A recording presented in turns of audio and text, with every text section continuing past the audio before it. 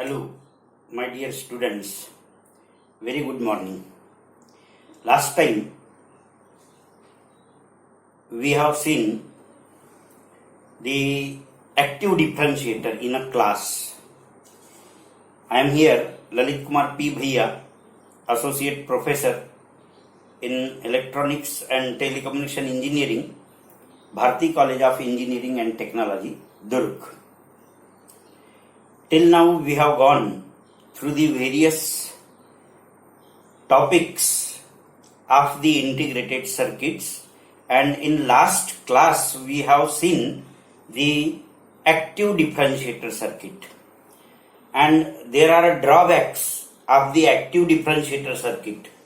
What happens as the frequency increases at some high frequency, the differentiator may become the unstable. In last class we have seen differentiator becomes the unstable as we increase the frequency. At certain high frequency, differentiator becomes unstable. So what we will do, we will approach for the practical integrator, that also we have seen. I will draw here this differentiator. This practical differentiator is something like this. In actual differentiation, we have a capacitor at the input. So in place of the capacitor, we must connect the resistance also here. This resistance is connected along with this capacitor. In ideal differentiator, we have only this capacitor. There is no resistance. So we must connect this resistance. And in feedback circuit, we can connect this resistance. Already we have in the ideal differentiator, we must connect the capacitor here. These two things must be incorporated, this resistance and this capacitor. Let us say this capacitor is CF, feedback capacitor, and this resistance is RF. Similarly, let us say this input resistance is R1 and this capacitor C1. This is inverted mode differentiator. We always use generally the inverted differentiator. So here in inverting terminal this circuit is given, and at non-inverting terminal we can use this compensation resistor. This is called as R compensation, and the value of R compensation is the parallel combination of R1 and RF. This is the parallel combination of this R1 and RF. You must remember always compensation resistance will be the parallel combination of the resistance available at the input and the feedback. That can be considered. And then let us say this is the input here. This is the input. This current is that already we have seen. This current is I1 and this current is I2 here. I2 and I. This current is I, and this current is I1 here and I2 in separate two circuits, feedback circuits, and the output is taken here. This circuit we have seen as a practical differentiator. What happens at high frequencies? At high frequencies, the spikes at the capacitor will be, you can say, will be remote due to this connected resistance and connected this capacitor here, feedback capacitor. So even at the low frequency, this operational amplifier will be in closed loop due to R1 and RF. And at high frequencies, as frequency increases, the impedance R1 and C1, R1 plus C1 impedance will also change. If there is no R1, only the reactance of the capacitor is there, and therefore there will be instability. But here this instability will be remote, and this we have seen. Of course here supply is not shown here, so there will be always a dual power supply which is connected here, plus VCC, and this is minus VE. In diagram, if it is not shown, it is assumed to be connected. Okay, so this practical differentiator we have seen, its open loop gain is A, and we have also gone through the equation derivation of this differentiator. and finally we have seen this V naught of t is equal to minus this Rf into C1 into dV in by dt, dV in of t by dt, that we have seen. Output is proportional to the differentiation of the input. Output is proportional to differentiation of the input, where this Rf and C1 is called as the differentiator constant, and minus sign is due to the inverting mode. Minus sign is due to the inverting mode. So this expression we have already seen. We have considered I is equal to I1 plus I2, and the current flowing through the op amp is 0. Here this current will be 0. This current will be inside the op amp through this node will be 0. Right? Then we will write the I is equal to I1 plus I2. We will find the I is equal to, let us say, V in, this is V1 and this is V2. And this V2 is always equal to 0 because this V1 is grounded here. So this is called as virtual ground. So due to virtual ground, V2 will be equal to 0. And I will be equal to V in minus V2 divided by R1 plus, let us say, JXC1.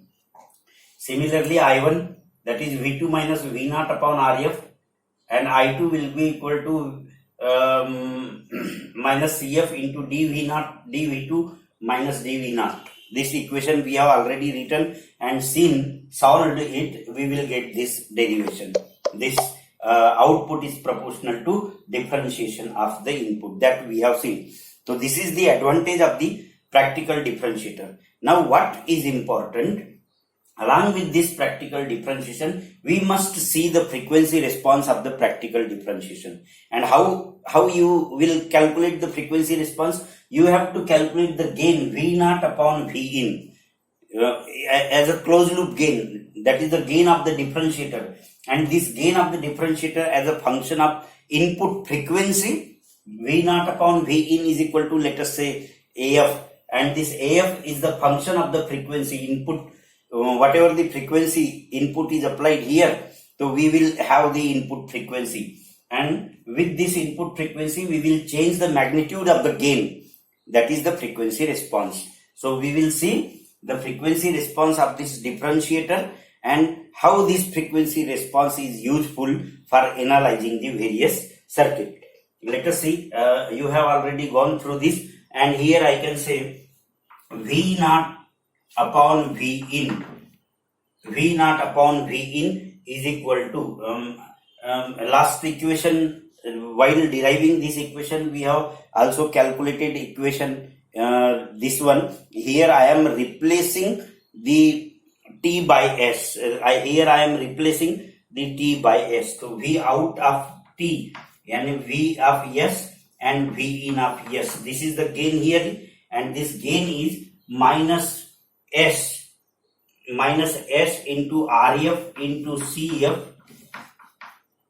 minus S into Rf into Cf in upon 1 plus S into R1 into C1, R1 into C1 whole square. So while deriving this, we have also got this equation, that is minus S into Rf Cf upon 1 plus S into R1 C1, where R1 C1 is the input components connected at the input side, and Rf Cf is the feedback components. So this equation we have already seen while deriving C. What we will do here, we can put here this R1 Cf. This R1 Cf is equal to Rf Cf. And we can say Rf Cf is equal to R1 C1. This can be put here, and we again go. Now what we will do, in place of this Laplace variable, we will put the j omega, so that we will get the frequency response. So to get the frequency response, we have to convert. This was the actual derivation which last time we have seen in the class also. Now in place of this S, replace this j omega, and calculate its magnitude of this gain. This is the gain as a function of frequency. So this gain is calculated in terms of the magnitude, by replacing this S is equal to j omega. So I will rough this diagram and I will go through this replacement, and then we will see the response, frequency response, right?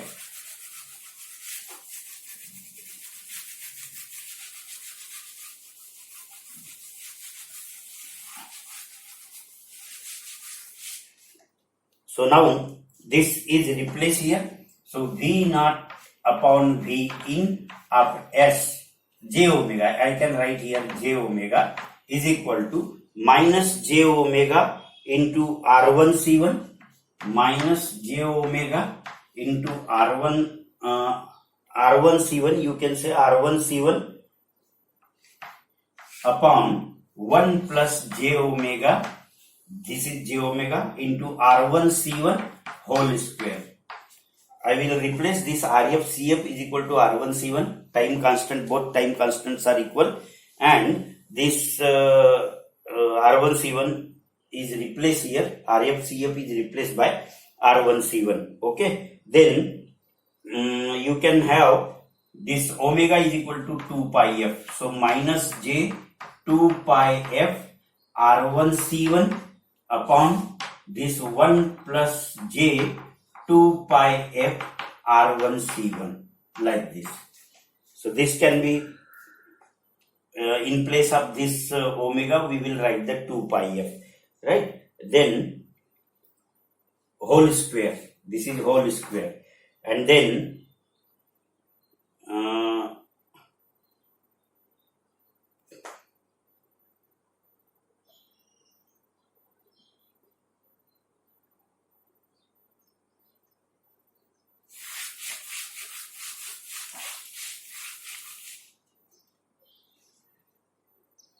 in place of this 1 upon 2 pi R1 C1, we can place the cutoff frequency.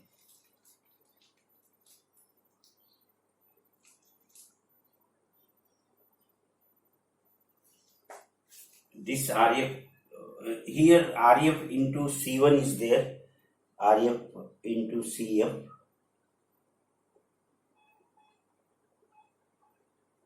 RF into CF, right? This RF CF, right, I am sorry, this is RF CF and this will be R1 CF. So what I will put here, I will put minus j, this will be F by FA, minus j F by FA, and this is 1 plus j F by FB whole square, like this, where FA is the cutoff frequency due to this RF CF. So 1 upon 2 pi RF CF is equal to FA, and 1 upon 2 pi R1 C1 is equal to FB. These are the two cutoff frequencies. FA and FB are the two cutoff frequencies here, and you can then calculate the magnitude of this one. So magnitude of this V naught upon V in of omega is equal to, you can calculate magnitude, so you will get F by FA upon this square root, in place of square root you can write 1 plus F by FB, 1 plus F by FB whole square, 1 plus F by FB whole square. So this is the magnitude. Now you can draw this frequency versus this gain. So you will get the frequency response.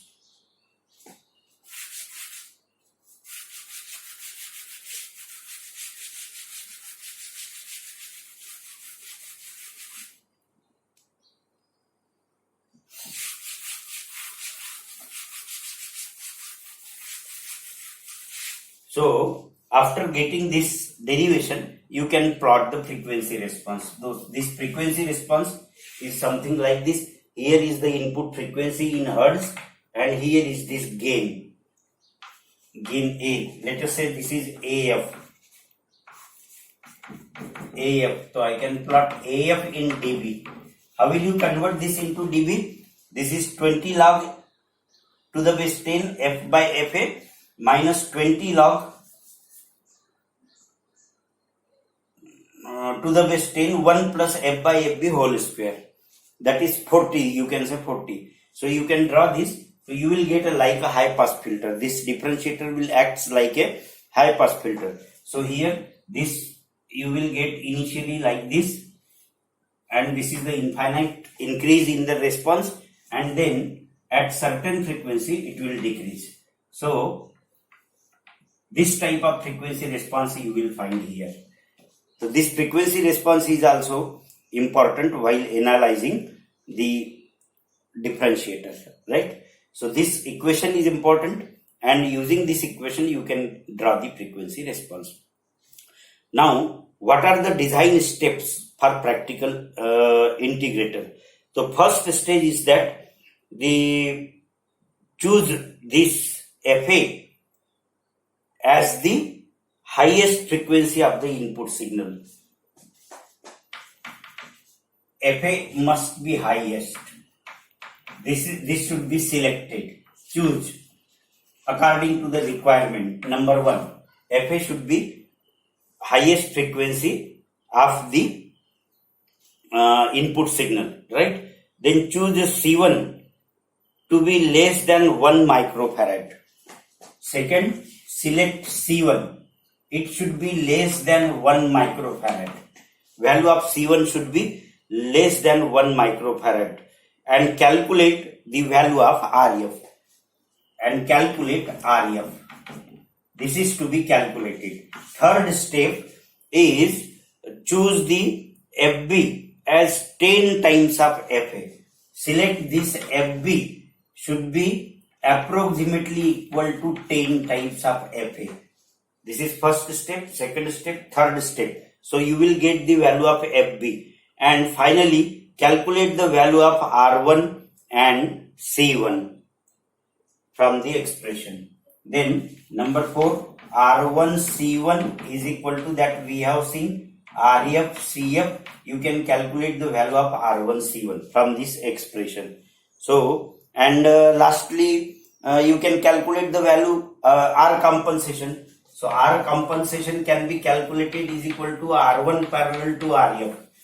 So these are the 5 steps while designing the practical integrator. Once again I am telling you, select the first Fa as the maximum frequency as per the requirement. This Fa is the higher cutoff frequency that can be selected according to the environment and requirement. Then select the value of C1 which is less than the 1 microfarad, and later on this calculate the value of RF from this selected value of C1.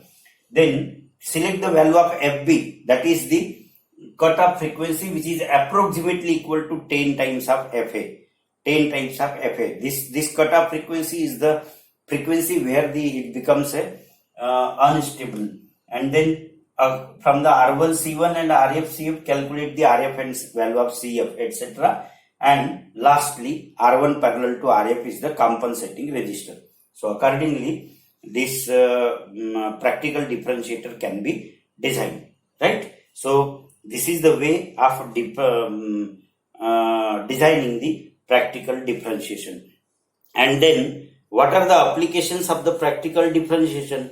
Of course, this practical integrator, practical differentiator, and any of the circuits which utilizes the analog signal are used in the wave shaping circuit. So first is used in the wave shaping circuit as a frequency component with a frequency component in the input signal, number 1, and number 2 is as a rate of change of detector in the FM demodulation. In FM demodulation, we select as a rate of change of the frequency. So this basically these are the applications. In other applications you can also go through the differentiator, right? So this is the video for today. Next time we will see the another video on voltage to